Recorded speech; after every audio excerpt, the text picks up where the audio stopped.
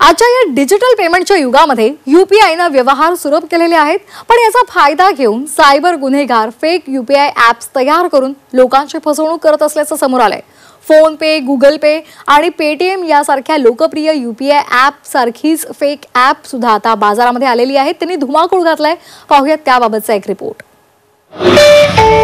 फोनपेवर 116 रुपये मिळाले।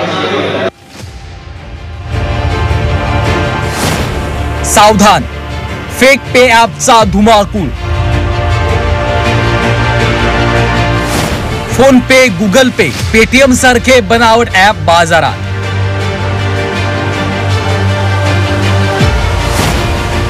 फेक ॲपद्वारे होऊ शकते तुमची फसवणूक।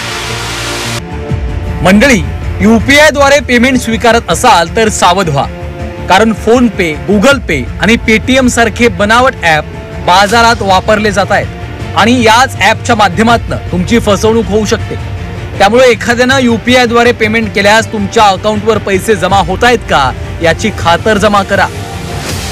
तुमचा जो मोबाईल नंबर आहे तो ज्या खात्याला बँकेत कनेक्टेड आहे त्या खात्यामध्ये बॅलन्स ऍड झालेला आहे का हे चेक करणं सर्वात आवश्यक आहे। त्याच्यानंतर जो समोरच्या व्यक्तीने तुमच्या सोबत व्यवहार केलेला आहे त्याचे ट्रान्झॅक्शन्सचे डिटेल्स काय आहेत हे चेक करणं आवश्यक आहे।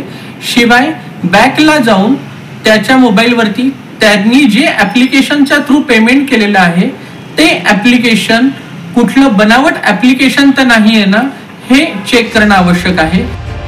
स्कॅमर ग्राहक म्हणून दुकानात येतो, फेक ॲपवरून पेमेंट करतो। पेमेंट झाल्याचं त्याच्या मोबाईलवर दिसतं, तसंच साऊंड बॉक्सवर देखील पेमेंट प्राप्त झाल्याचा संदेश येतो।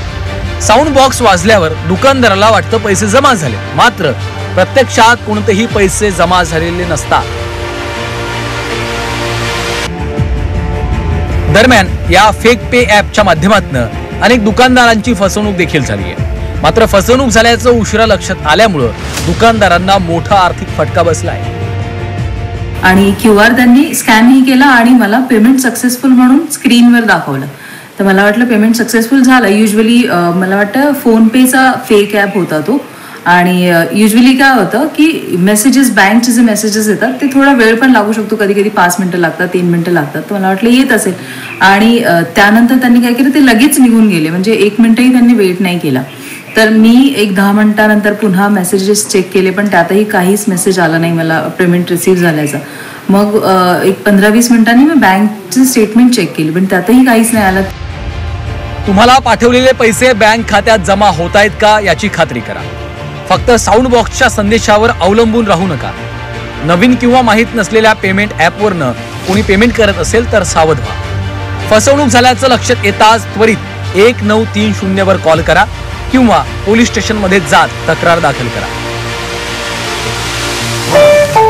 यूपीआय आणि डिजिटल व्यवहार आपल्या जीवनाचा आवश्यक भाग झाला आहे।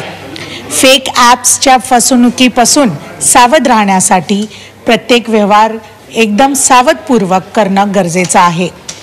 प्रत्येक ॲप्स जे आहेत ते कुठे ना कुठे ऑथेंटिक आहेत हेही बघणं गरजेचं आहे, आणि म्हणून सतर्क राहा, सावध राहा आणि व्यवहार सुरक्षित करा हेच म्हणणं असेल। दिल्लीहून व्हिडिओ जर्नलिस्ट जयप्रकाश बरोबर मी उर्वशी खोना, झी 24 तास।